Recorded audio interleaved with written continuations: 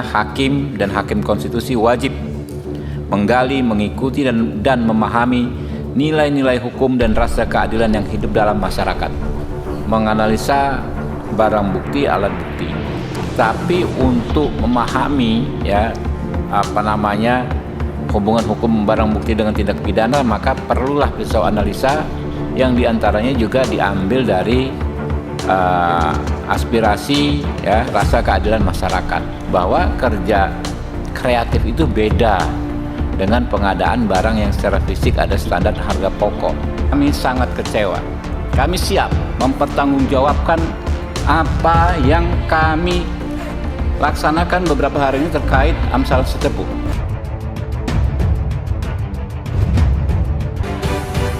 Jakarta, Wakil Ketua Komisi Ketiga DPR RI Ahmad Sahroni mengapresiasi vonis bebas yang dijatuhkan Pengadilan Negeri Medan terhadap videografer Amsal Christy Sitepu dalam kasus dugaan korupsi pembuatan video profil desa. Sahroni mengatakan vonis bebas tersebut menunjukkan aparat penegak hukum AFI akhirnya mendengarkan suara publik yang menilai ada kejanggalan dalam kasus yang menjerat Amsal atas kerja kreatifnya. Saya sangat apresiasi aparat penegak hukum yang pada akhirnya mendengar dan mengakomodir suara publik, kata Sahroni dilansir dari Antarat. Dia mengaku memahami setiap sudut pandang yang muncul dalam polemik kasus itu.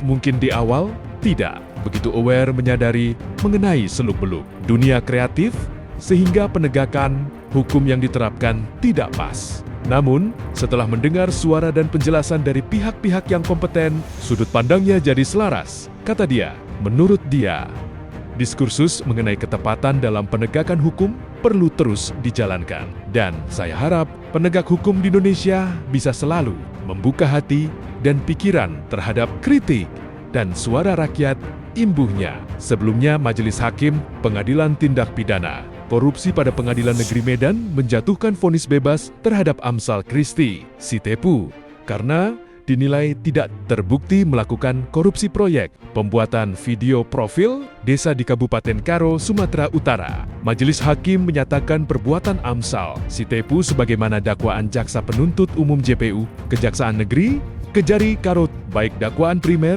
maupun subsidiar, tidak terbukti dalam persidangan. Oleh karena itu, Majelis Hakim memutuskan hak-hak Amsal Sitepu dikembalikan serta harkat, martabat, dan nama baiknya dipulihkan. Vonis tersebut berbeda dengan tuntutan JPU, Kejari Karo yang sebelumnya menuntut terdakwa Amsal dengan pidana penjara selama 2 tahun, denda 50 juta rupiah, subsidiar 3 bulan kurungan, serta uang pengganti Rp 202 161.980.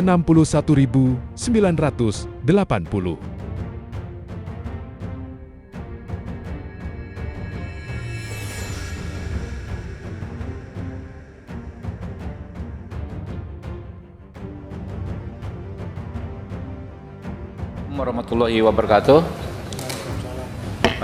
Selamat siang rekan-rekan sekalian. Kita perlu menggelar konferensi pers khusus ini terkait tadi ada putusan Majelis Hakim Pengadilan Negeri Medan dengan terdakwa Amsal Sitepu yang alhamdulillah dibebaskan.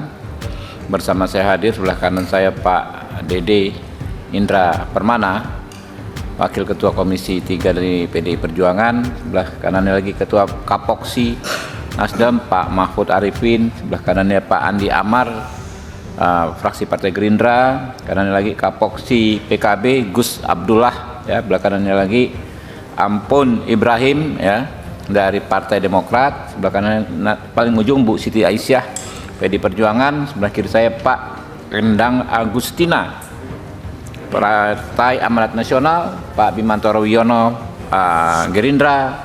Sebelah kirinya lagi Pak Muhammad Rahul Gerindra, Pak Nabil Husin, ya, Nasdem, dan ujung Profesor Sudeson Tandra Van Tanimbar dari Partai Golkar.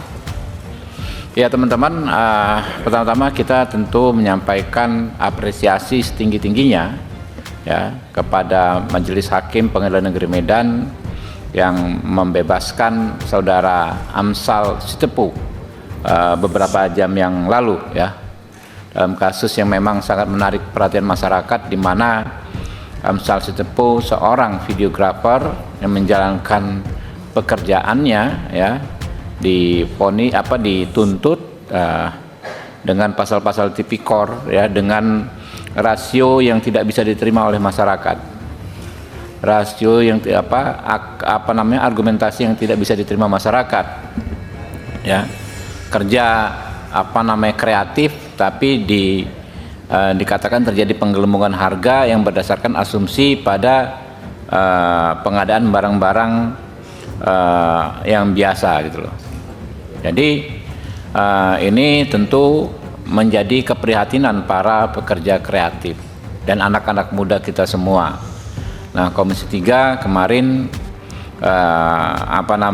merespon dengan melakukan rapat kerja khusus ya, dan diantaranya kita juga dalam rapat kerja khusus kemarin RDPU khusus kita mengajukan penangguhan penahanan ya, yang tanda tangan akhirnya Pak Sufmi Dasko Ahmad langsung ya, dikirimkan ke Medan, dan alhamdulillah Pak Amsal kemarin mendapatkan penangguhan penahanan ya.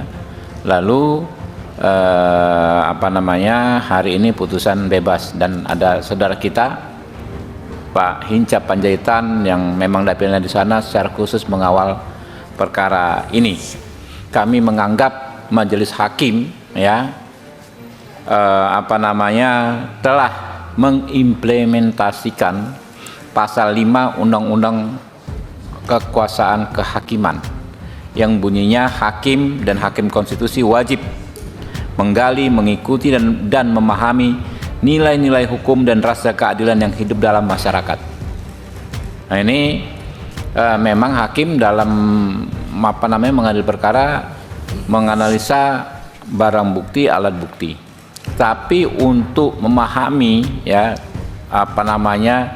hubungan hukum barang bukti dengan tindak pidana, maka perlulah pisau analisa yang diantaranya juga diambil dari aspirasi ya, rasa keadilan masyarakat.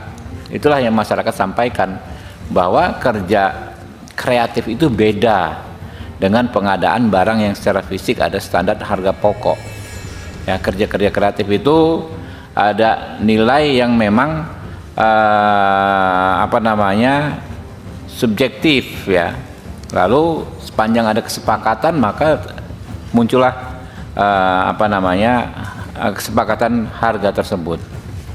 Jadi sekali lagi kita apresiasi setinggi-tingginya majelis hakim, karena kami adalah pihak yang mendorong ya terus ditingkatkannya kesejahteraan hakim. Di awal kami ini bertugas di periode ini, kami mengusulkan langsung ya, dan alhamdulillah dilaksanakan oleh Presiden Prabowo beberapa bulan yang lalu. Hakim karir naik gajinya 280%, diikuti oleh hakim mahkamah ad hoc ya. Tentu kami akan lebih bersemangat lagi. Minggu ini kami sudah mulai membahas undang-undang jabatan hakim ya.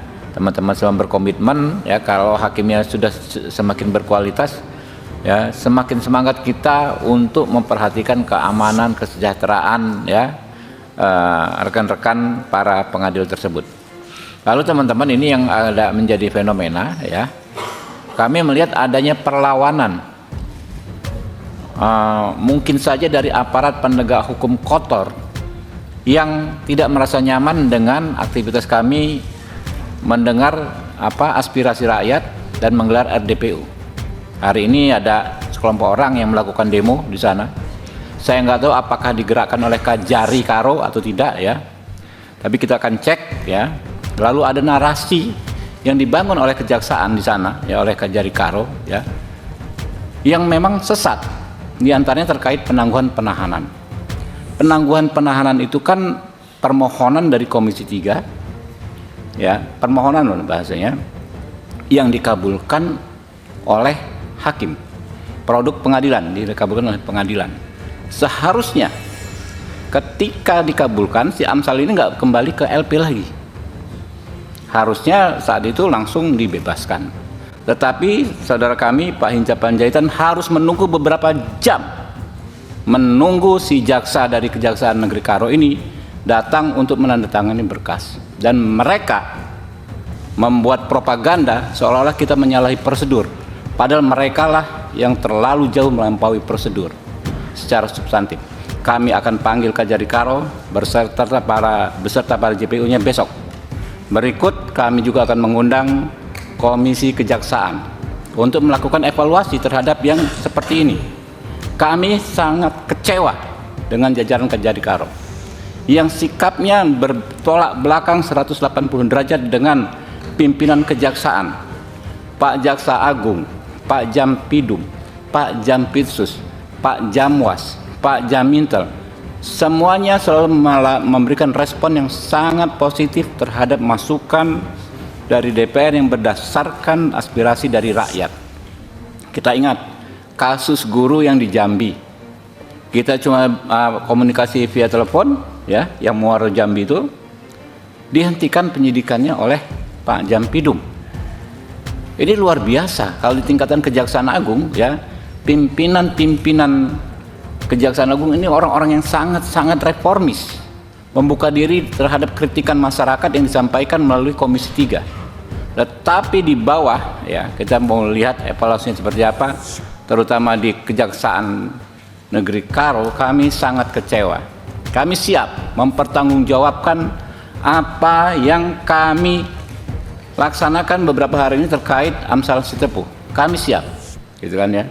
Maka kita akan panggil, kita akan dengar apa alasannya, ya. Kalau memang mereka yang melakukan propaganda, ya, menggiring pernyataan seolah-olah, ya, aspirasi masyarakat yang salah, kemudian seolah-olah kami melakukan intervensi, kita akan cek besok di sini seperti apa.